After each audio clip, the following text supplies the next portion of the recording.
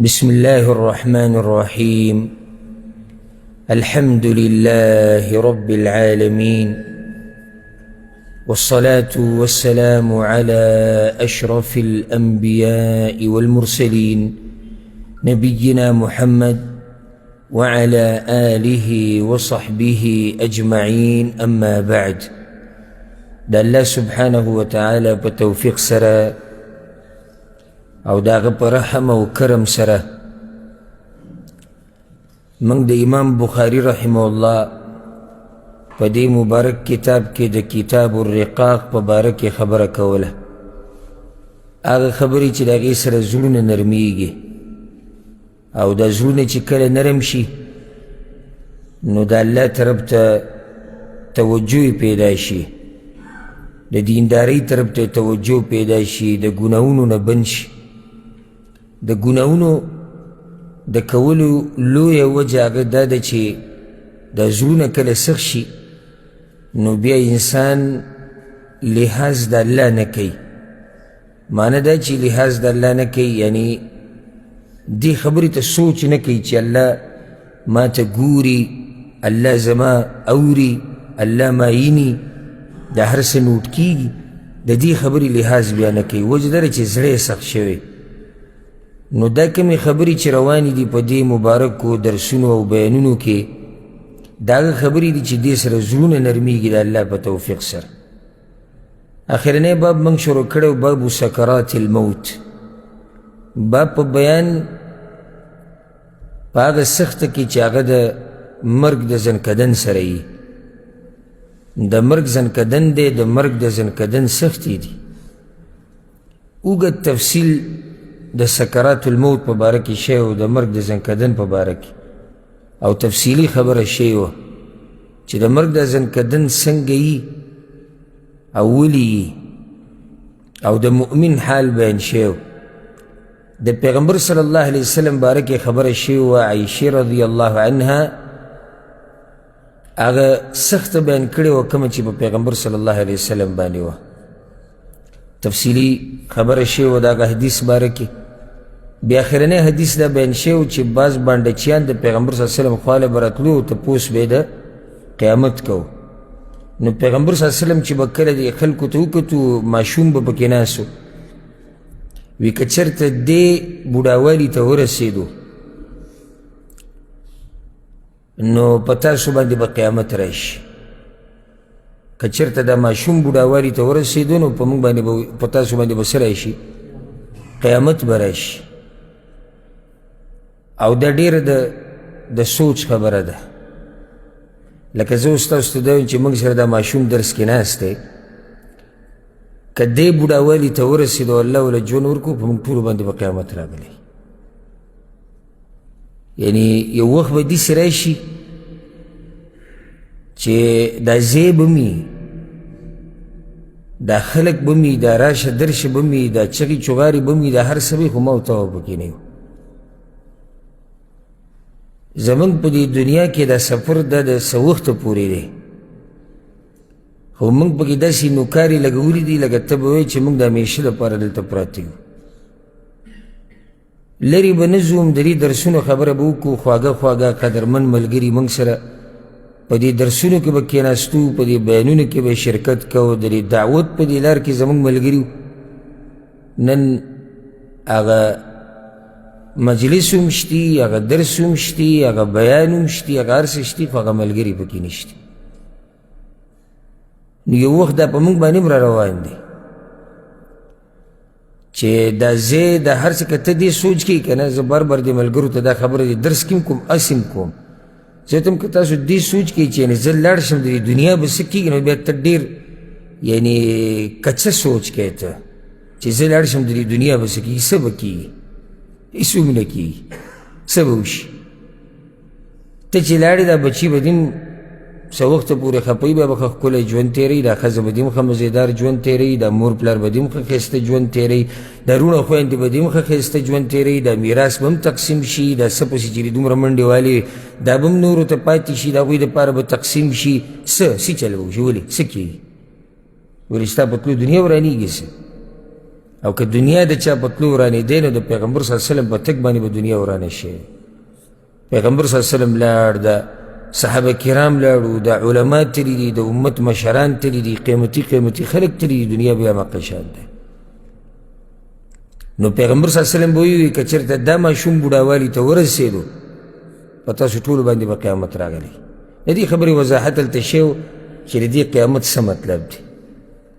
په دې باب کې یو 15 حدیثونه پاتې شوي دي او موږ به دا حدیثونه ووایو. د دې حدیثونو باره کې به خبره وکړو. د مرګ د ذوالقدن باره کې تیر شوي درس کې ښه اوږده خبره شوې ده. دا حدیث دی د ابو قتاده ابن ربعي الانصاري رضی الله عنه. وی هغه به دا حدیث خلکو ته بیانو ان رسول الله صلی الله علیه وسلم مر علیه بجنازه. پیغمبر صلی الله علیه وسلم باندې یو پیر جنازه تیره کړې شوه. فقال مستریح ومستراح منه. پیغمبر صلی الله علیه وسلم وی چې یا خو دمه شو یا تی خلق دمه شو، یا دمه شو یا تی دمه کړې شو. قالوا یا رسول الله ما المستریح وما المستراح منه. صحابه کرامو یا رسول الله اوس د دې څه مطلب دی چې دمه شو یا خلق تی دمه کړې شو؟ قال پیغمبر صلی الله علیه وسلم العبد المؤمن يستريح من نصب الدنيا وأذاها إلى رحمة الله. مؤمن د دنیا د سختو تکلیفونو نه دمه شي او د الله د رحمت طرف ته لاړ شي. والعبد الفاجر يستريح منه العباد والبلاد والشجر والدواب. او فاجر فاسق گناهګار بنده چې کله مړ شي نو د دنه بندگان، ملکونه، علاقې، ونې، ګټې، څاروي د هر څه دمه شي. دا حدیث راوړی په باب سکرات الموت د مرګ ځنکدن نه. کو څوک سوال وکړي چې یاره امام بخاري باب څه تړلی او حدیث سره راوړي، د دې درې باب سره څه تعلق دی؟ نو تعلق یې دا دی چې دا سړی وایي دمه شي، دا مؤمن دمه شي، یعنې دغه د مرګ دا تکلیف پرې راشي. که چېرته مرګ کې ورته الله سخته ورکوي، هغه سخته پرې راشي د ځنکدن، خو د هغې نه بعد څه شي؟ دمه شي. همیشه سخته نه په مؤمن باندې. و دوه قسمه خلق دي او تاسو ته دا اختیار دی. الله دله ښه عقل در کړی دی، په دنیا باندې دومره پوهېږئ چې تپوس یې مه کوه. ښه واضحه خبره ده، یا به ته دمه شي او یا به درنه خلق دمه شي. اوس ستا خپله مرضي ده چې ته کم قسم خلکو کې ځان شاملول غواړې، هغه ستا خپل کار دی. یا به ته دمه کېږي او یا به درنه خلق دمه کېږي. مؤمن بنده دمه شي د مرګ سره. خو دا ګورې د چا په باره کې یقیني نشي ویلی چې دی دمه شو. لکه زموږ د پښتانه عوام اکثر چې څوک مړ شي او سختي ډېرې تېرې کړي نو بیا دا وایي زه څه شو؟ دمه شو. عایشه رضی الله عنها وایي چې یو پیر یو زنانه مړه شوه او وی ما د پیغمبر صلی الله علیه وسلم په مخ کې وایي چې دمه شوه. وی پیغمبر صلی الله علیه وسلم غصه شوی، ما ته وی عایشې دمه خو هغه څوک شي چې جنت ته لاړ شي. یعنې معنی دا دی چې تا ته څه پته لري چې دا جنت ته تللې ده او که نه. دا خو هلې دا فیصله کیدی شي چې دا دمه شوې ده چې کله موږ ته پته ولګي چې دا جنت ته لاړه. صرف په دې خو څوک دمه کېږي نه چې د دنیا نه یې سترګې پټې کړي، په دې خو څوک نه دمه کېږي. او کیدی شي الله دې داسې حالاتو نه موږ ساتي، کیدی شي د تکلیفونو او د سختو مرحلې د دې سترګو پټولو سره شروع شي. ته څنګه دا فیصله کوي چې زه دمه شو؟ ها داسې وایه وایي امیدم دی د الله نه چې دمه شوی به امیدم دی او انشاء الله دمه شوی به داسې ووایه که الله وغواړي. ځکه چې دمه دې کو نو چېرته دې بوتو؟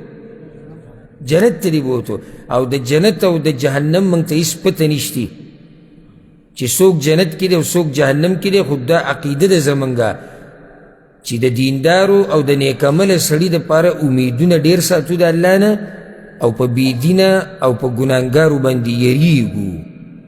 بس دې حده پورې خبره ده، اخوا فیصلې نه کوو. د هغه چا په باره کې یقیني خبره کوو چې الله او د الله پیغمبر راله خبر را کړی چې دا پلانې جنتي دی او جهنمي دی، نو بیا ښه یقیني خبره کوو چې او دی جنتي دی او دی جهنمي دی. مؤمن بنده چې کله مړ شي، مؤمن بنده ویلی ده العبد المؤمن، چې د الله د ښولی شوي دین مطابق ژوند تیر کړی که نه، دی چې کله مړ شي نو یستریح من نصب الدنیا واذاها، د دنیا د تکلیفونو نه دمه شي. او د دې مؤمن بنده دا خبره په دې داسې وکړه چې دی دمه شي د تکلیفونو نه، ځکه چې په دې مؤمن باندې اکثر تکلیفونه ډېر راځي. او واضح حدیث دی چې دا دنیا د مؤمن دپاره جیل دی، نو په جیل کې خو سختې راځي. دا دنیا موږ د خپلو خواهشاتو مطابق نشو تیرولی، نه دلته موږ ژوند د خپلې مرضۍ مطابق تیرو، بلکې زموږ مثال دی یو کس دی چې په جیل کې بند دی. څه چې راته خوی کېږي هغه شان کوو، او که څوک د هغې خلاف ورزي کوي نو هغه فلا یلومن الا نفسا، نو هغه د خپل ځان بیا ملامته کړي. دا څومره سختي چې دي تاسو ټولو له په دې تاسو ټولو ته ما ته ټولو مؤمنانو ته په دې حدیث کې یو زیری هم دی. ګورئ هغه زیری دا دی چې د دنیا دا سختي او امتحانونه تکلیفونه دا عارضي دي. سوال دا کوه یا الله آخرت کې مې دمه که، دا سوال کوه. او که دا وی چې دنیا کې دمه شم د همیشه دپاره، نو دا ته داسې خبره غواړي چې ناشنا سوال کوې ته، ځکه چې دنیا ځای د امتحانونو دی، د تکلیفونو دی. څنګه ته دا غواړي چې په ما دې نه تکلیف راځي، نه دې امتحان راځي، نه دې غم راځي، نه دې مصیبت راځي، نه دې بیماری راځي، نه دې دړ راځي، نه دې تکلیف راځي. دا ته څه ناشنا سوال کې. دنیا کې به غم ومي، تکلیف به مي، سخته به مي، دړ به مي، غم به مي، بیلتون به مي، جړا به مي، افسوس به مي، تاوان به مي، بیماری به مي، بوډا کېدل به مي، کمزوري کېدل به مي، د هر څه به یي. ځکه چې دا یینو امتحان کې پته لګي د ایمان. سوال دا کوه یا الله د آخرت ته سختونه په امان کې وساتي، ځکه چې هغه تکلیفونه هغه داسې تکلیفونه دي چې څوک پکې راګیر شو نو تباه و برباد شو. نو دې حدیث کې یو زیری مؤمنه که په تا باندې څه تکلیف وي نو خوشحاله شه، دا تکلیف د همیشه دپاره نه دی. او که چېرته په دې امتحان کې کامیاب شوي او الله سره د دې ملاقات وشو چې کامیاب شوی وي، نو د همیشه دپاره دمه شو. او سبحان الله دې بعضو خلکو ته چې وګوري زړه به دې په وسوځي او افسوس به در شي، په دې دنیا پسې سم ستړي شي، نه دین، نه دینداری، نه قرآن، نه حدیث، نه درس، نه بیان، نه تقوا، نه عبادات، نه دین له وخت ورکول، نه دین زده کول، هېڅ هم نشتي. ټوله منډه په دنیا پسې ده.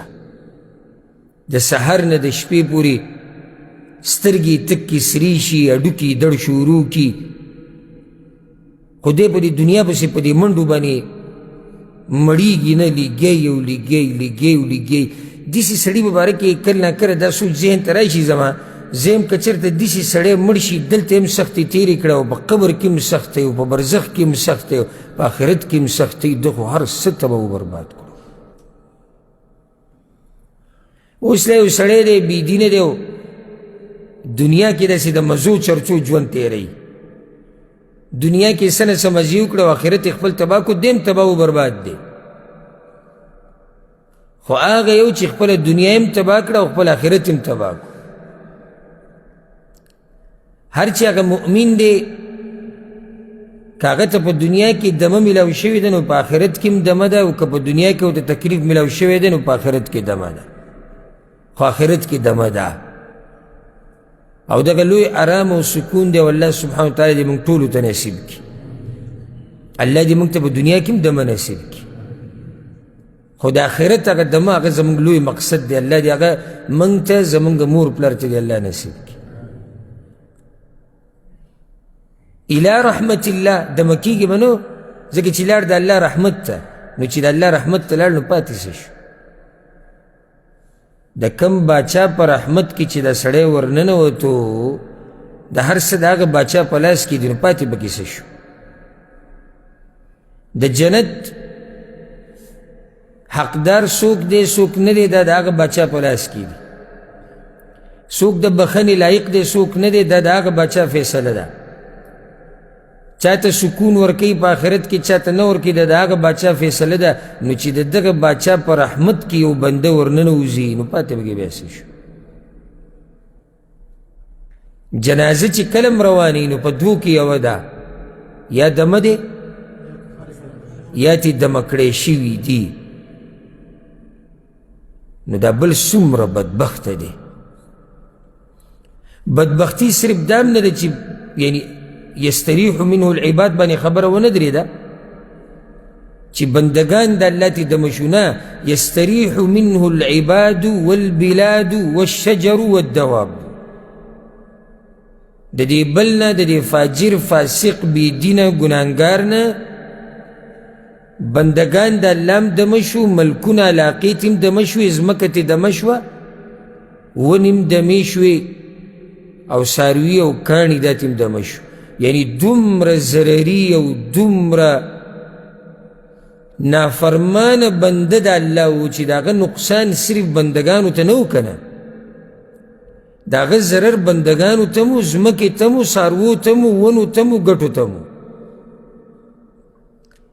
او الله دې د داسې صفاتو نه موږ لرې ساتي چې یو کس دا سوال وکړي لاس اوچت کړي، او تاسو به اورېدلي د بعضو په باره کې کله نه کله دا بعض داسې لاس اوچت کړي وایي یا الله دا مخلوق ته دمه کوئ.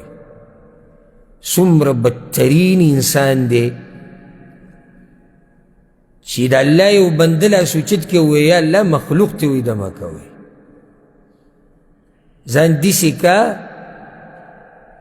چې ستا په مرګ باندې د خلکو هغه دمه ګډوډه شي. ځان داسې کا، ځان داسې کا چې ستا په مرګ باندې د خلکو هغه سکون ګډوډ شي.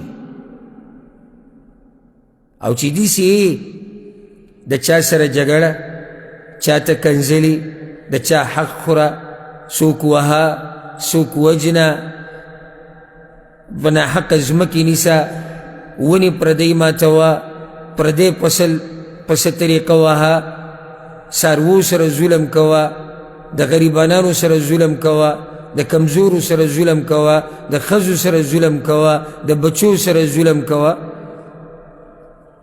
نو خود به دې سړي په مرګ باندې هر څه دمه کېږي. تاسو دا پته شتي چې بعض داسې بدبخته خلک کوم شتي چې په مرګ باندې ښځه او بچي خوشحالي؟ داسې هم شتي چې په مرګ باندې نور خلک پرېږده، څوک دمه شي؟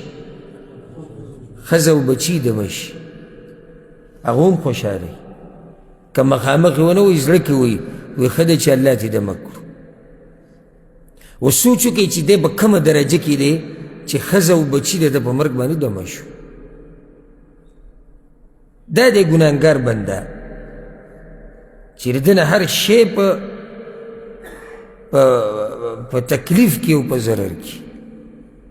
نو ډېر د سوچ حدیث دی، مستریح و مستراح من، یا دمه شو یا تی مخلوق دمه کړی شو. دا بل حدیث هم دقه شان دی، او دا هم د ابو قتاده دی، وی پیغمبر صلی الله علیه وسلم وی چې مستریح و مستراح منه، دمه شو یا تی خلق دمه کړی شو.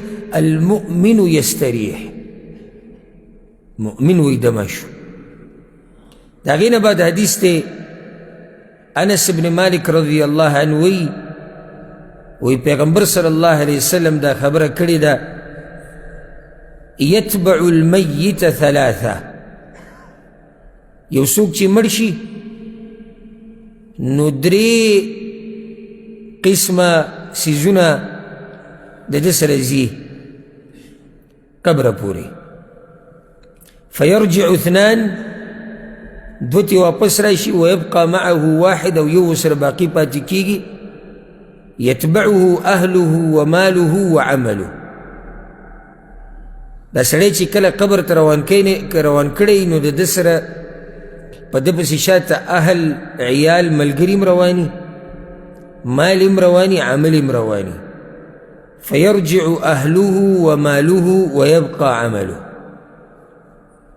نو د ده هغه اهل، عیال، ملګري، خپلوان هغه واپس راشي، مال واپس راشي، او عمل ورسره پاتې شي. دلته هم دا سوال دی چې امام بخاري دا حدیث د زنکدن په مسله کې راوړی دی، نو دې د هغې سره څه تعلق دی؟ نو دې حدیث کې دي یتبع المیت، مړي سره دا درې شیزونه ځي. نو مړی د هغه وخته پورې نه مړ کېږي چې څو پورې پې زنکدن نه راغلی. دا ډېر د سوچ حدیث دی. ګورئ ښه، دا حدیث موږ ډېر به اورېدلی که نه؟ اورېدلی تاسو که نه دی؟ یو هغه اورېدلي چې صرف په دې غوږ یې سړی واوري، په دې یو یا څه وخته پورې وساتي ذهن کې، او یا یې په دې بل غوږ ډایرېک وباسي. هغه اورېده ډېرو کړي دي. خو زه تاسو ته دا وایم چې دا حدیث نن واورئ د زړه په غوږونو باندې. مړی موته پکې نه راځو که نه؟ پیغمبر خبره د چا کوي؟ د نورو خلکو؟ د چا کوي؟ زمونږ کوي.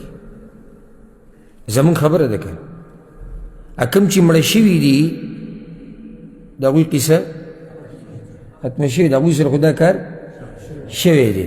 اوس خبره د چا پاتې ده؟ زمونږ پاتې ده. زما او ستا خبره پاتې ده، دې ته غوږ کېږده. کله چې په موږ کې څوک مړ شي، د ده سره قبر ته درې شیزونه هغه ورسره ځي. د ده اهل، عیال، ملګري، بچي، خپلوان دا ورسره ځي. او دا هم ګوره خوش قسمته سړی چې بچي او ملګري او خپلوان ورسره قبره پورې لاړ شي. ګوره دا هم خوش قسمته دی نن سبا، ځکه چې نن سبا داسې حالات دي، دنیا خلک نشه کړي دي، نشه کړي. پلار، مور، رور، بچې، ښځه، دې طرف ته هم دومره توجه نشته. که چېرته دنیوي څه مسله پکې راتله او دنیا ته څه فایده وه، نو بیا دله د جنازو سره هم نه ځي. ما تاسو ته مخکې ورځو کې دا خبره کړې وه چې یو ملګری د امریکې نه راغلی و، او پارټۍ بعض ملګري پکې ناست وو، ما سره هلته مجلس کې چې اوس دلته ناست دي، او هغه ډېر دینداره ملګری و. هغه ما هلته خپل جومات جوړ کړی دی، او د جومات سره ما د مړو د لمبولو ځای هم جوړ کړی دی، ځکه چې هلته که مسلمانانو دا طبقه چې اوسېږي نو اکثر پکې هغه مسلمانان دي چې هغوی د دین صرف نوم پیژني، نور د هېڅ هم نه دي خبر. هغه طبقه پکې ده. نو موږ د هغوی د خدمت دپاره دغه ځای هم کولو کړی دی. نو وایي چې دا ټول کار د الله د رضا دپاره کوو. نو هغه بیا وایي چې ډېرې عجیبه قصې موږ سره راځي. وی ما ته یو پیر ټلیفون راغی، پښتانه و، دا خبرې قصې د پښتنو دي. ګورې ټلیفون راغی چې زمونږ کور چې کوم مشر دی او ښځې ده و چې زما خاوند هغه مړ شوی دی. وی ما ورته وایي چې تاسو کله جنازه د هغه غواړئ؟ وایي چې کله به وشي؟ وی ما ورته وایي چې سبا به بس د هغه جنازه و، سبا ته به موږ لمبولی هم یو، موږ به یې راوړو پخپله، موږ به یې ولمبوو، بیا به سبا جنازې. نو ستاسو څه رایې ده؟ یعنې سبا تاسو راځي په سبا باندې؟ وی چې تاسو سره خپل کارو کې موږ اسې هم نه یو به یو څو ورځې ولې وی زما دغه لور او دغه زوی امتحان دی یونیورسټۍ کې نو موږ سره دا څو ورځې ټیم نشتی بس ویل هم به خوښې کوي و موږ به سله کوئ خو لامبول دي ښخول دي دغه سړی چې مړ شو دی به هم دغه ملکونو ته په دې ارمان تللی چې بچي به زما ډېر غټ سبق وایي او هغه ارمان یې پوره شو یعنې د امریکې په یونیورسټیانو کې هغوی سبق ویې اب هم څوک وو خو دومره یې مصروفه کړو د امریکې په یونیورسټیانو کې چې هغوی پلار مشر اسلام دین جنازه قبر قدر احترام هېڅ هم نه پېژني دی ورته خوشحاله و نو څه چې کري هغه به هغه به ریبي نو یو وی دا قصه و چې یو کس خپل پلار راوړو هم پوښتنو ګاډي کې وی دی مړ شوی دی که تاسو یې ولمبوئ او کفن دفن دا خدمت وی ما وی چې صحیح وی موږ سړی وردننه کوو وی زوی ګاډي کې کېناستو روان شو وی موږ وی ته چېرته ځې وی چې زما ضروري کارونه وي بس زما دغه کار و چې ما دلته راوراسه نو بیا موږ ولمبو موږ پې جنازه وکړو بیا موږ ښخ کړو نو چې نن سبا دې په جنازه کې بچي ولاړي او خپلوان او ملګري نو دا هم خوش قسمته خلک مؤمنان موحدین چې په جنازه کې ځکه چې موږ حدیثونه ذکر کړي وو که نه مشکات مدرسونو کې نږدې ورځو کې چا په جنازه کې څو موحدین سلویخ او بل حدیث کې سل او په بل کې 3 صفه دا سړی الله بخي نو د موحدینو مؤمنانو سره تعلقات ډېر ساتئ په جنازه کې به دي او که صرف دغې پورې نښتی که نه زه دا ټکی ډېر وم ځکه چې زه پرې خفه کېږم ډېر په دې جمله باندې وی نه مې د چا سره کار شتي او نه را سره د چا څه کار شتي دا خبره صحیح ده چې ستا د چا سره کار نشته نو په تا څوک څه کوي ته کوم داسې قیمتي کاڼی راغلی چې خلک دپسې ګرځي چې ستا څه کار نشتي زموږ د سره هم څه کار نشتي ستا زموږ سره نه لګي زموږ د سره هم نه لګي ته نه کوې موږ سره غم خای دیجو خو ته نه غواړې نو موږ دیم بند کړو په خپله هم نه کړي نو دغو ته دا وایم چې د چا سره مې کار نشتی او زما سره هم څه کار دی نه وي د چا دوی ته دا وایم که مړ شو ته به خپله جنازې به یې لیدی نه شو خو خبر به شي بیا او موږ لیدلي دي که نه زه کله ناکله چې د پخوا یو څو کاله مخکې به زه ډېر دی مقبرې ته تلمه په هغه وخت کې داسې دا بعض دعوتي کارونه ډېر نه وو نو موقع به وه ډېره وخت په وخت به تلم نو ډېر به خوشحالېدم زموږ د دې خلکو د دې عجمو د جنازو ته ځکه دوی سره به څوک نه وو عربو واقع به ګڼه ډېره وه نو د هغوی سره به خپل خلک و پلار به وي زه قبر ته کوزېږم ورور به وي زه کوزېږم او ښځې خاوند به وي زه کوزېږم نو هغه به موقع موږ ته نه میلاوېده خو چې زموږ د دې یارانو جنازه به راله که نه نو زه به ورته خوشحاله شو چې ما به وي ما ته موقع میلاو شو اوس به قبر ته کوزېږم دوی سره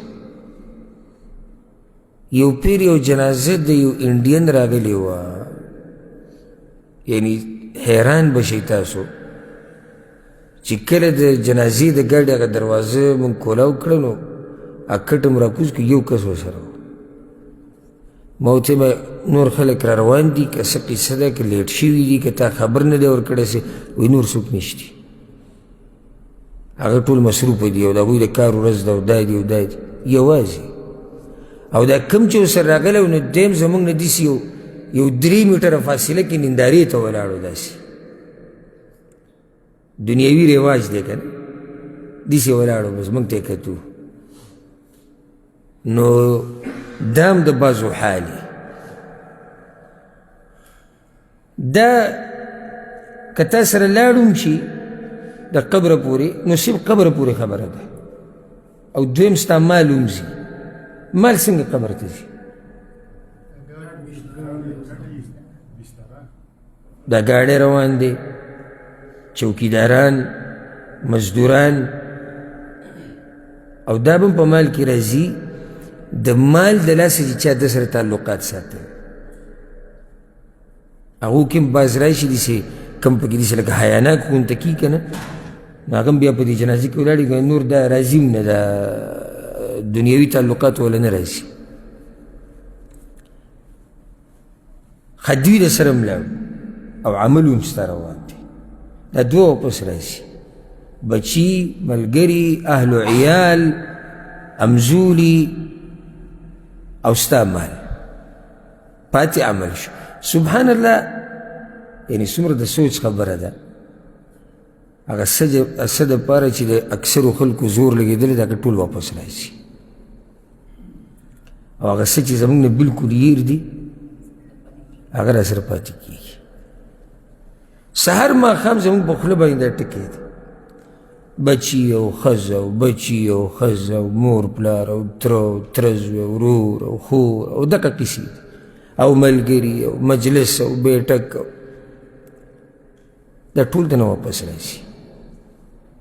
ته که دا وایې چې زه لګیا یم د دې بچو او ښځو دپاره او آخرت ته پکې تباه کړو، بچو او ښځو په موږ ذمهواري ده، خو دومره حدودو کې چې خپل آخرت به نه تباه کوو. ما ته داسې سړی په دنیا کې وښایه په تاریخ کې چې ښځې ورسره یوه شپه په قبر کې کړي. که ته دا دعوه کې څوک چې زما دا خبرې اوري چې زما ښځه په ما ډېره مینه ده او ځان راباندې وجني، یي به دې سي. واسې ورته ووایه که زه مړ شم قبر کې به راسره یوه شپه تېره کړي، تېره به یې کړي.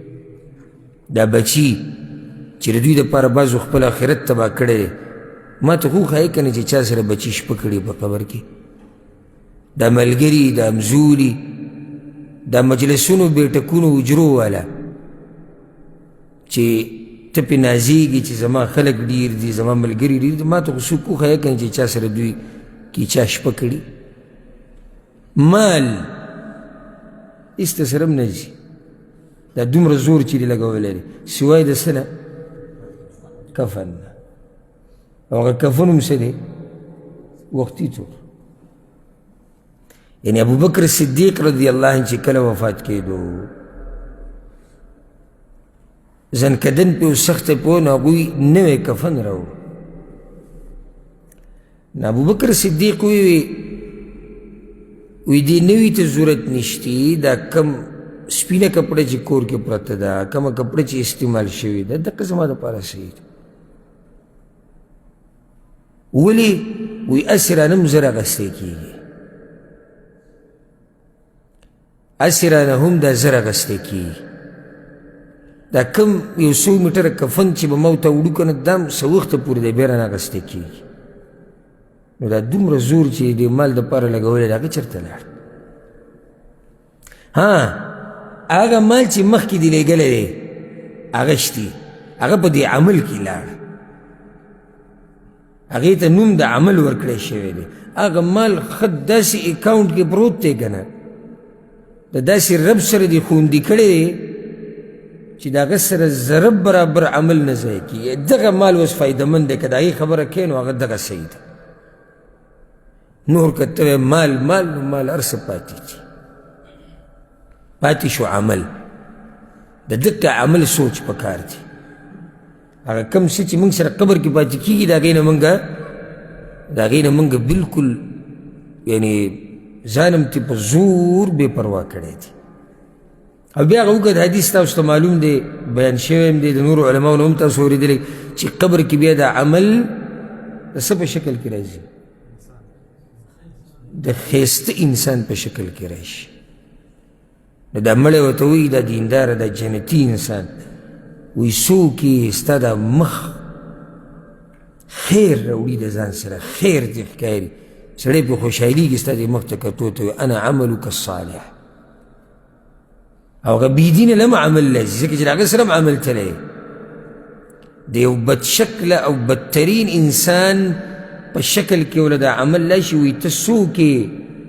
وجهک وجه السوء، دا بد مخ تی دی، دا مخ تی بد خبر راوړي ته څوک یې وایي زه ستا هغه بد عمل یم که نه نو ستا به د خپل عمل سره ملاقات په قبر کې کېږي ای زما خبرې اورېدونکیه دا درته ووایم ګورئ ستا ملاقات ستا په قبر کې ستا د عمل سره دی الله نشي ملامته کولی الله به ملامته کړي عالم او شیخ په ملامته کړي بل څوک به ملامته کړي ولې نشي ملامته کولی نه ولې نشي ملامته کولی ځکه چې دا عمل ستا دی د بل چا خو نه دی ستا ملاقات ستا د عمل سره دی که ستا ملاقات زما د عمل سره وی او زما هغه ستا هغې سره وی بیا څه خبره وه خو ستا ملاقات ستا د عمل سره دی ښه په هوش او حواس کې دې کړی دی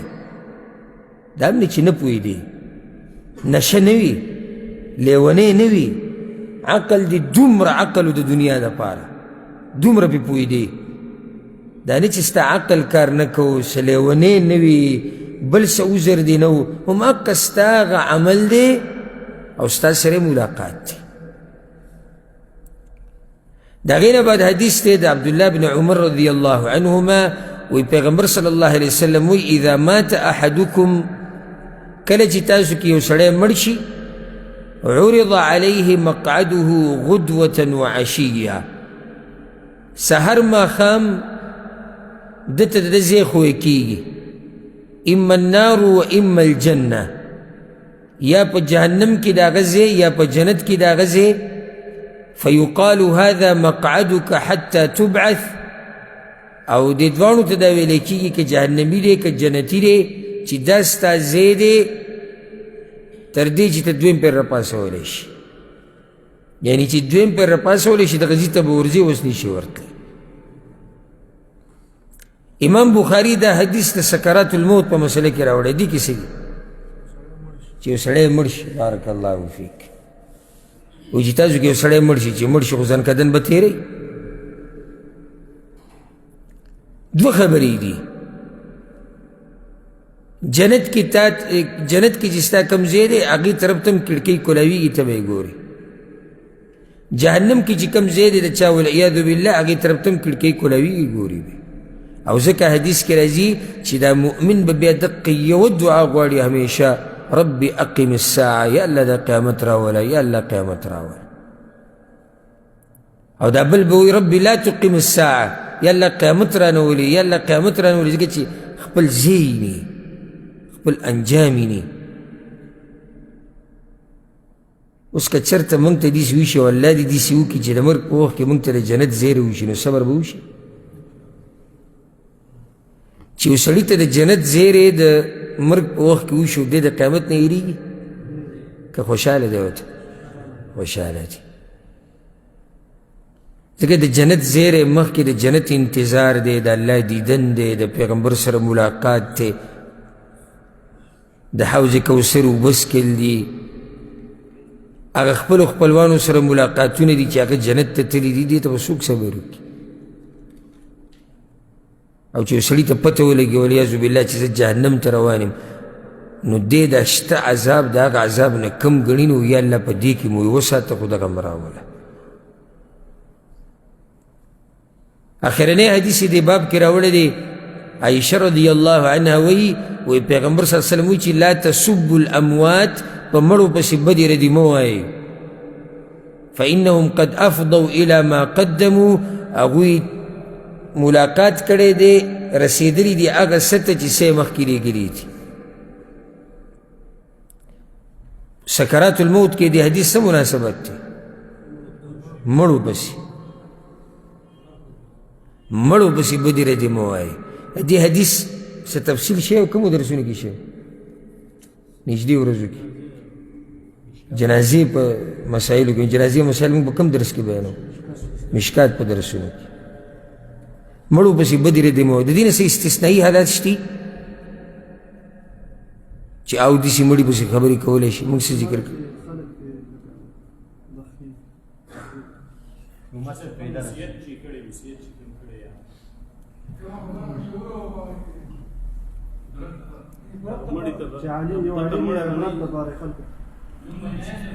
خاص په دغه مړی نه یې د اشاره وکړله دا خو جدا خبره شو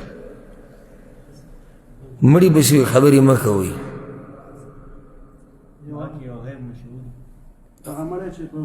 دغه جواب دی ګناه پرېږدئ ګناه نه تاسو تعبیر صحیح نه درځي بعض ملګرو دا خبره بلکل صحیح جواب راکړو یو مړی داسې کار یې کړی دی چې هغه ښکاره و د هغې طرف ته دعوت ورکړی دی هغه کار د شریعت خلاف و په یو بدعت کې واقع و په یو ناروا کار کې او ته امت ته د خبرې واضح کولو دپاره به هغه پسې خبره وکړي چې دا کار غلط و دا مسله یې غلطه وه نو د دې جواز شتي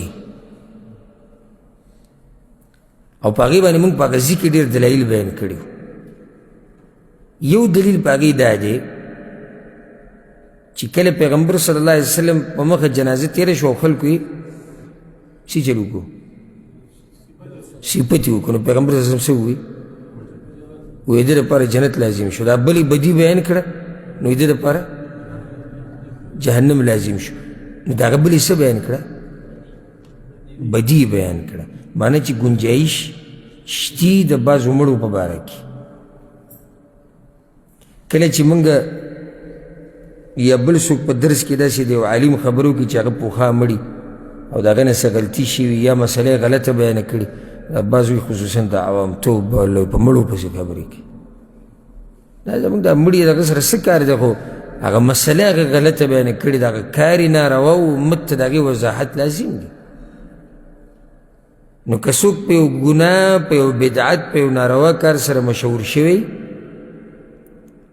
او خلکو ته هغه ښکاري او ته د خلکو د منع کولو دپاره د هغه تذکره وکړي نو په دې کې څه حرج نشته نور دې نه علاوه په مړو پسې خبرې نه دي پکار پیغمبر صلی الله علیه وسلم وایي هغه څه چې کړي دي نو خو هغې ته ورسېدو معنی دا چې ستا دا خبرې کول د هغه د عذاب زیاتوي نه او نه یې کموي ولې نه زیاتوي او نه کموي خپل عمل ته هغه ورسېد یعنی که څوک کوي چې زه به پسې خبرې ډېرې وکړم چې عذاب یې څه شي ډېر شي او ډېرېږي خو نه الله خو ستا د خبرو د لاسه عذاب نه ډېروي الله خو خپله فیصله به کوي د هغه سره به د عمل حساب کتاب کوي نو په مړو پسې خبرې کول دا غلط کار دی او ناروا کار دی او دا زموږ په دې پښتنو کې شته چې دوی په مړو پسې خبرې کوي اوس مړ دی خو دا کار به یې کوو او بس اوس خو الله سره مخامخ شو خو دا کار پکې و بس یې پرېږده نو اوس چې کړي دي کړي دي خو هسې الله ته مخامخ شو د هغې نه بعد باب راوړی دی او دا نوی باب دی باب نفخ الصور باب په بیان په شپېلۍ کې د پوکي په شپېلۍ کې د پوکي دې څه مطلب د شپېلۍ کې د پوکي قیامت د اسرافیل علیه السلام پوکې ورکول په شپېلۍ کې د څه دپاره د قیامت ته راتلو دپاره د خلکو مرګ او د خلکو راپاڅېده د دې دپاره دا باب راوړی ما د تېر شوي کې د هغې نه مخکې بیان کې دا خبره کړې ما که په دې خبرو د امام بخاري چې کومې خبرې کوي لګیا دی او کوم حدیثونه راوړي که په دې زړه نه نرمېږي نو بیا خپل علاج وکړه موږ ته خو بله څه لار نه ده معلومه څه مو خیال دی بله کومه موضوع شته ټکو چې ستاسو لازمونه پرې نرم شي بله څه موضوع که تاسو ته معلومه وي او په دې زړه نه نرمېږي ما ته ووایئ کنه سکرات الموت من احب لقاء الله حب الله لقاء او دا قسم موضوعګانې او قیامت ته بیا راپاڅېده او الله ته مخامخ کېده او مخکې را روان دي د جنت تذکره د جهنم تذکره نور ستا زړه به په څه نرمېږي بیا چې په دې نرم نه شو چې په دې نرم نه شو نو بیا خپل علاج وکړه لاړ شي موږ ته خو یو طریقه بیا نه ده معلوم موږ د بله طریقه نه راځي موږ سره خو دقه طریقه ده دا هغه خبرې دي چې په دې سره زړونه نرمېږي باب نفخ الصور باب نفخ الصور زمنګ ایمان دے پا آخرت باندې، پا آخرت باندې ایمان د څه شي رکن دی؟ د ایمان رکن دی. د ایمان څو ارکان دي؟ شپږ. کم کم دي؟ په الله ایمان، په ملائکو، په پیغمبرانو، په کتابونو، په آخرت، په تقدیر. یو پکې دی په آخرت باندې ایمان. الله وی ولكن البر من آمن بالله واليوم الآخر. ایمان په الله باندې او په آخرت باندې. ومن يكفر بالله وملائكته وكتبه ورسله واليوم الآخر فقد ضل ضلالا بعيدا. الله وی چا چې انکار وکړو، کفر وکړو په الله باندې، ملائکو، کتابونو باندې، پیغمبرانو باندې او آخرت نه منکر شو، نو دی ګمراه شو په لرې ګمراهۍ سره، په ګمراهۍ کې ډېر لرې لاړ. نو زمونږ ایمان دی په آخرت باندې ولله الحمد. او د آخرت ابتدا د څه نه کېږي؟ نه، د شپېلۍ نه. یعنې یو خو آخرت یعنې د دنیا نه تګ دا یو مرحله ده. ګورئ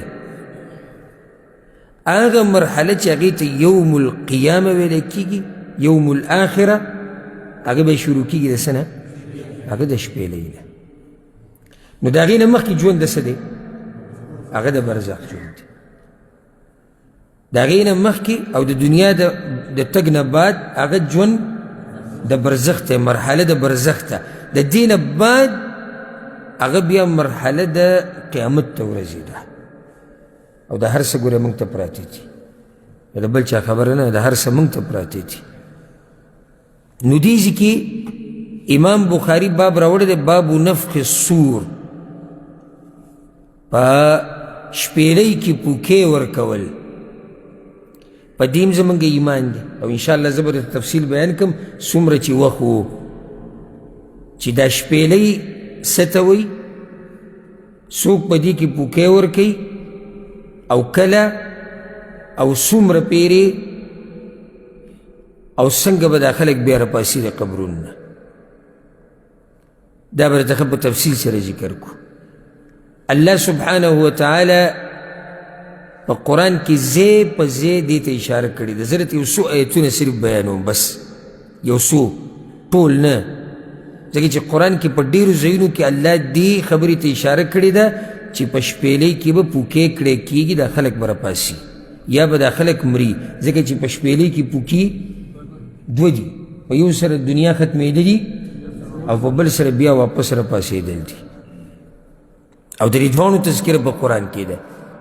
ونفخ في الصور ذلك يوم الوعيد.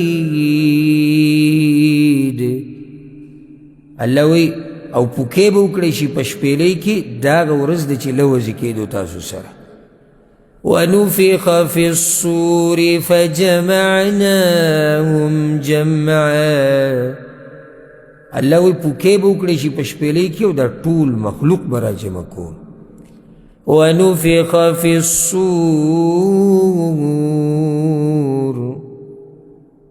الله وی پوکې به وکړی شي په شپېلۍ کې. الصور.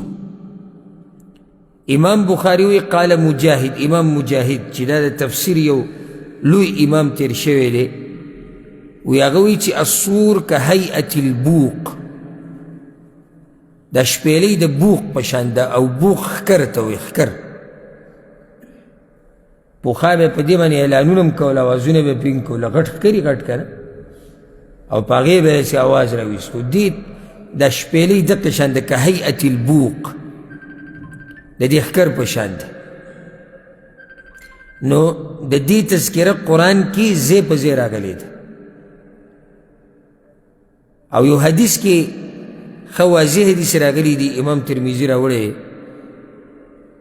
چې یو بانډچي په پیغمبر صلی الله علیه وسلم پسې راغی وی مسور دا شپېلۍ څه ته وایي پیغمبر صلی الله علیه وسلم ورته قرن ينفخ فيه قرن ښکر ته وایي وی دا یو ښکر دی چې په هغې کې به پوکې کړی کېږي نو دا شپېلۍ حقیقي شپېلۍ ده زموږ په ایمان دی لکه بعض باطل پرست وله معنی بدلی را بدلی وی د دې معنی دا ده او د دې معنی دا ده او د پوکي معنی دا ده لکه دې معنو بدلولو ته ضرورت نشته په عربۍ کې ښه واضحه شپېلۍ او ښکر څه ته وایي دا ښه واضحه دي او پوکې څه ته وایي دا هم ښه واضحه دي زموږ په بلکل ایمان دی چې حقیقي شپېلۍ ده او په حقیقي طریقې سره به په هغې کې اسرافیل علیه السلام څه کوي پوکې کوي دا پې زموږ ایمان دی ځکه چې څومره الله ویلي دي څومره د الله پیغمبر صلی الله علیه وسلم ویلي دي نو دومره پکې زموږ ایمان دی حدیث کې راځي امام بیهقي راوړی دی او امام ابن حجر د دې سند ته مضبوط سند ویلی دی عبدالله ابن مسعود روایت ته عبدالله ابن مسعود وی ثم يقوم ملك السور بين السماء والارض هغه ملک په ملایکو کې چې هغه د شپېلۍ د ذمواري د هغه ده دی به د ځمکې او د اسمان په منځ کې شي فینفخ فیه په دې شپېلۍ کې به چوف وکړي پوکې به وکړي والسور قرنون دا اوس عبدالله بن مسعود وی او وی شپېلۍ ښکر ته وی فلا يبقى لله خلق في السماوات ولا في الارض الا مات نو یو مخلوق بم د الله پاتې نشي په ځمکه او اسمانونو کې مګر دا چې مړ به شي الا من شاء ربکم مګر هغه څوک به پاتې چې الله یې غواړي او دې خبرې باره کې به ته هم تفصیل ذکر کړو چې دا څوک دي چې پاتې کېږي نو خبرې د بیانولو مقصد دا و چې عبدالله بن مسعود شپېلۍ ته څه ووایي ښکرې ورته ووایي بیا امام بخاري وایي زجره صیحه و امام مجاهد وایي چې زجره صیحه ته وایي اشاره دغه آیت ته الله وایي فانما هي زجرة واحده یقینا هغه یو چغه ده بس دې چغې نه مراد څه شی دی دغه شپېلۍ ده بیا وایي چې قال ابن عباس عبدالله ابن عباس وایي چې الناقور السور ناقور هم هغه شپېلۍ ته وایي ناقور تذکره قرآن کې کوم ځای کې ده فاذا نقر في الناقور کله چې پوکې وکړی شي په شپېلۍ کې نو ناقور څه ته وایي دغه شپېلۍ ته وایي بیا وایي چې الراجفة النفخة الأولى والرادفة النفخة الثانية قرآن کې الراجفة او الرادفة راغلي دي اخرنی سپاره کې چاته یاد دي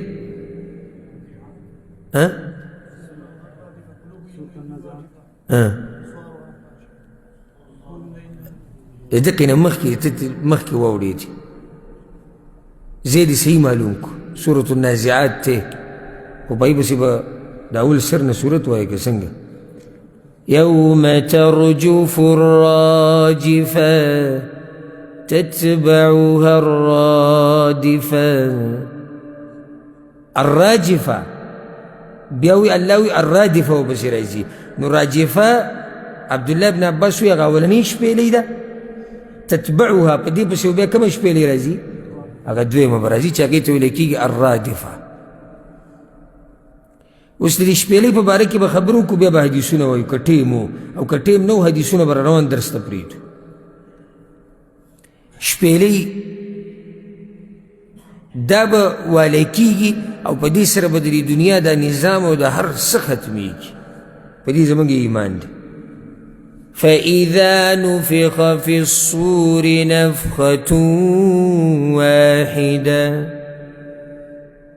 وحملت الأرض والجبال فدكتا دكة واحدة الله وی چې کله پوکې وکړی شي په شپېلۍ کې نو دا ځمکه دا غرونه دا به داسې ریزه ریزه شي وابلوځي دغه شپېلۍ سره به الله سبحانه وتعالی دا هر څه ختم کړي وحملت الارض والجبال فدكتا دكة واحدة ولی یا الله فیومئذ وقعت الواقعه الله وی ځکه چې په هغه ورځ باندې به واقع کیدونکې خبره واقع کیږي هغه واقع کیدونکې خبره څه ده قیامت دی قیامت پر راځي ځکه به دا شپېلۍ والی کیږي دا یاده کوي دا خبره سبحان الله چې دا شپېلۍ اوس هم شتي زموږ دا ایمان دی چې شپېلۍ اوس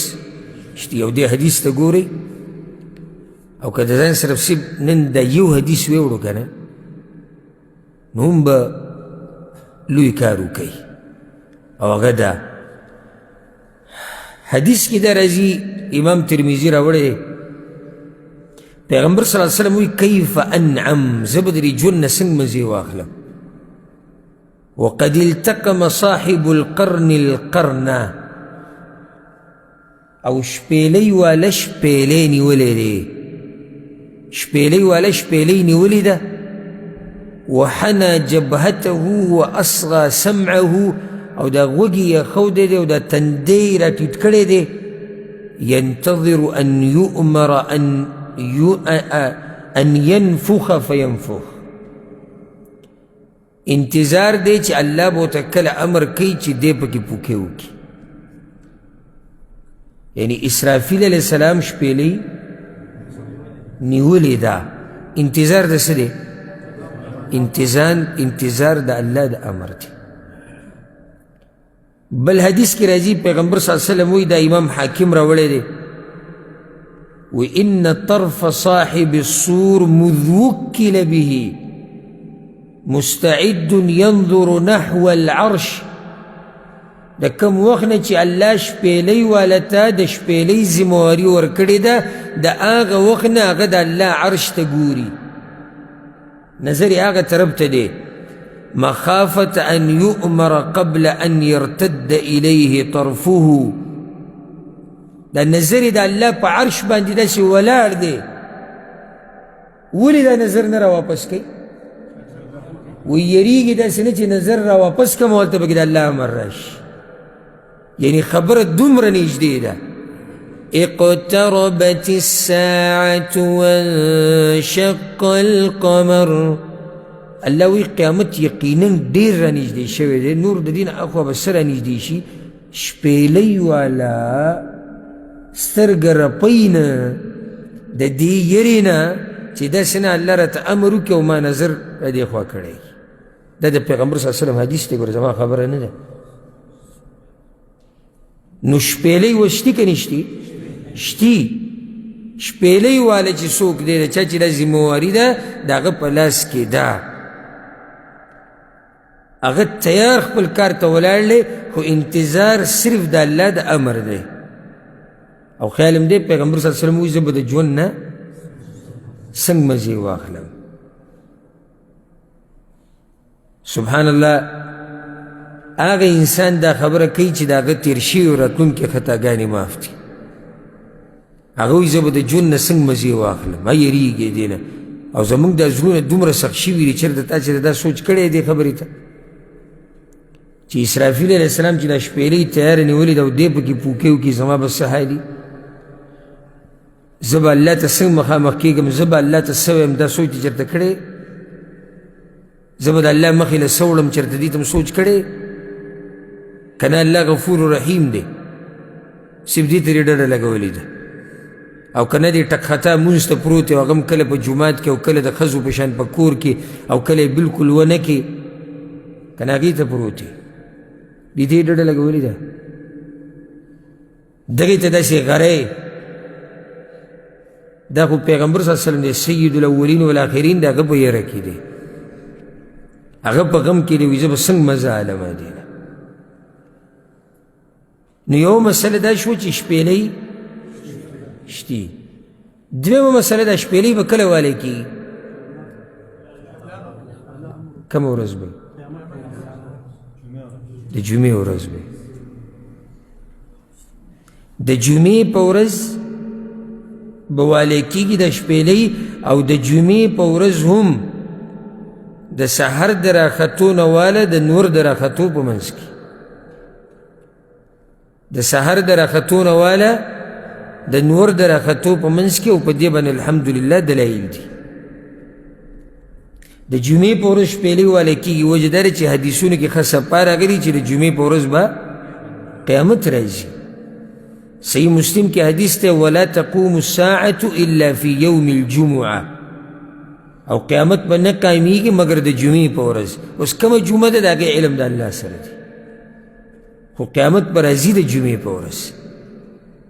بل حدیث کې راځي امام احمد راوړی دی، پیغمبر صلی اللہ علیہ وسلم وی من افضل ایامکم یوم الجمعه، ستاسو په ورځو کې غوره ورځ هغه د جمعې ورځ ده.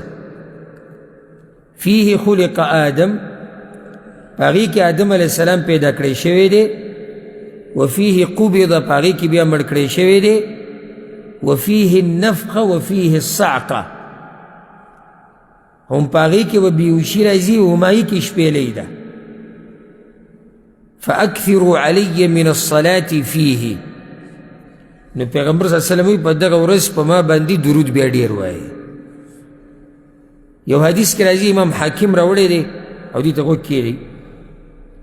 پیغمبر صلی اللہ علیہ وسلم وی خیر یوم طلعت الشمس، خیر یوم طلعت فیه الشمس یوم الجمعه، غوره ورځ چې نور پکې راختلی دی، نور پکې راختلی دی، هغه د جمعې ورځ ده. فیه خلق آدم، په دغه ورځ آدم علیه السلام پیدا کړی شوی دی. وفیه اهبط، هم په دغه ورځ د جنت نه راکوز کړی شوی دی. وفیه تیب علی، هم په دغه ورځ الله د آدم علیه السلام توبه قبوله کړې ده. وفیه مات، په دغه باندې مړ دی په دغه ورځ. وفیه تقوم الساعه، هم په دغه ورځ به قیامت راځي. او دې ته غوږ کېږدئ وما من دابة الا وهي مصيخة يوم الجمعة من حين يصبح حتى الشمس شفقا من الساعة الا الجن والانس، او هر زنده سری چې په ځمکه له پاسه دی، هر زناور او څاروی د جمعې په ورځ په یره کې غوږ یې ایښودی. هره جمعه ګورئ ښه، هر جمعه هر زنده سری څاروی زناور غوږ یې ایښودی په یره کې د سحر د راختو نه واله د نور د راختو پورې. شفقا من الساعه، یریږي د قیامت نه. الا الجن والانس، وایي د پیریانو انسانانو نه چې دا غافلان نه یریږي، بلکې سبحان الله د دوی به څه حال یې دی بعضو خلکو جمعې ورځ خو چوټي د مانځله هم نه راپاسي، سهار مانځله. څاروی زناور یره کې دی غوږ یې ایښودی دی د سحر د راختو نه د نور راختو پورې. وی الله دې خیر کې قیامت را روان دی. یو مسلمان چې د اسلام او د ایمان دعوه کوي، هغه په کټ کې په ځان باندې کمبل راچولی دی، بیغم اوده دی، قیامت محمد پرېږده و چې خوب پوره شي. د دې خلکو به څه حالي چې الله ته مخامخ شي. په کومه ورځ چې کارو بانګ لا د سحر نه ویلی شوی، اذان نه و شوی، دی په روډ کې ولاړو، ډیوټي چې 2 بجې نیغ روغ رمټ ورته ناسي، او که دا ډیوټي د جمعې په ورځ شو بیا ولم راپاسي. او که په دې ډیوټۍ کې د مونځ قرباني راغله نو د مانځه قرباني ولم ورکوي. خو کله چې ډیوټي نه وه نو بیا نه مونځ و نه عبادت و نه د الله دپاره راپاسېده.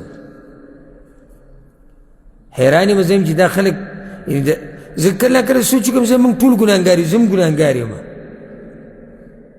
لکه دا بس خبرې نه دي. لکه اوس څاروی زناور یریږي، وی کېدی چې څه راشي، قیامت راشي او یو سړي په ځان باندې ډوب کمبل راچولی دی اوده دی. دې غافله سړي له تاسو څه عنوان ورکوئ؟ د دې زړه په باره کې تاسو څه وایي؟ ما بې پوه کړئ. د دې غفلت په باره کې تاسو څه وایي چې د سحر مونځ هم نشتي، د جمعې ورځ او د سحر مونځ نشتي. ولې نشتي؟ عذر ته خو ګوره که نه، کار نشتي. قیامت په ورځ به الله ته ووایي چې الله ما خو مونځ په دې نه وکړی ځکه چې کار نه و. یا الله زه خو 7 بجې په دې راپاسم ځکه چې د ډیوټۍ ټیم دی. اوس دا خو د کمپنۍ والا غلطي ده. هغوی ولې دا ټیم نه رامخکې کوو دې مانځه ته؟ دا خو د هغوی غلطي وه. زمونږ خو نه وه، موږ خو راپاسو. موږ خو 7 بجې د کټ په خوا کې کته بره کېږو. موږ خپله ذمهواري پوره کوو. موږ خو 7 بجې 8 بجې 9 بجې 10 بجې چې ډیوټي شي 10 بجې د کټ په خوا کې کته بره کېږو، 2 رکعته کوو. موږ خو لمونځ نه دی پرېښودی، خو مشکل په چا کې دی؟ غلطي د چا وه؟ غلطي خو د کمپنۍ والا و، د ټیکهدار و. ولې دغه ټیم کې ډیوټي اخوده؟ که دوی اخودی وی سحر 4:30 بجو ټیم کې، نو موږ دله پسې دا مونځ هم پرېښودو تلو. والعیاذ بالله. دا د بعضو خلکو لسان الحال دی. لسان الحال څه ته وایي؟ یعنی حال دا خبره کوي، په ژبه یې نه وایي، په ژبه یې نه وایي، خو حال دا وایي. حال دا وایي چې دی ګورې دقه خبره کوي چې زه څه وکړم، نو ډیوټي دا ټیم دی، نو زه به څه وکړم. څاروی په یره کې دی، بیزه او ګډه په یره کې ده، اس او خر او قچر په یره کې دی. وی قیامت رانی شي، هغه مخلوق چې هغه مکلف نه دی، هغه مخلوق چې د هغه جنت او جهنم میشتي، هغه په یره کې دی. کم مخلوق چې پیدا دی، وما خلقت الجن والانس الا لیعبدون. الله وی ما نه دي پیدا کړي پیریان او انسانان مګر د عبادت لپاره. هغه مخلوق د پروت دی، هېڅ پروا یې نشته چې قیامت پکې راشي. سحر مونځ ان قرآن الفجر كان مشهودا. الله وی د سحر د منزلي تلاوت اورېدو دپاره ملایک د اسمانونو نه راکوزي. چې زه هم دغه ملایک به زموږ باره کې څه وایي چې زموږ جومات ته راشي یو صف نیم ولاړ وي، هغه ملایک را سره پکې ولاړ وي. ملایک راشي قرآن اورېدو له، خو علاقه اوده پرته ده، یو څو کسان ولاړ دي په جومات کې او بس. ملایک د اسمان نه راغلي قرآن اورېدو دپاره. هغه مخلوق راغی چې هغوی چېرته د الله نافرماني نه ده کړې، هغه مخلوق راغی، خو هغه مخلوق چې د جنت او د جهنم لا پته یې نه لګي، هغه ښه بېغمه پروت دی. د تلاوت او د سهار د منځه سره یې څه کار دی؟ د الله نه یره. خبرې مقصد مې دا و چې شپېلۍ به په کم ورځ والی کېږي؟ جمعې په ورځ، او د جمعې په ورځ سحر نه نور راختو په منځ کې. په دې باندې به اکتفا وکړو. پاتې مسلې ډېرې شوې. مسله یو دا پاتې شو چې شپېلۍ څو دي، څو پیرې به والی کېږي، او په منځ کې به فاصله څومره، او د اولنۍ شپېلۍ سره به څه کېږي، او د دویمې سره به څه کېږي. د دې تفصیل به ذکر کوو. بیا امام بخاري رحمه الله په دې باب کې 2 حدیثونه هم راوړي دي، او د هغه 2 حدیثونو شرح به پر روان درس کې کوو. رب العالمین دې موږ ټول پوه کړي په قرآن او په حدیث باندې. هذا والله اعلم، وصلى الله وسلم على نبينا محمد وعلى آله وصحبه أجمعين.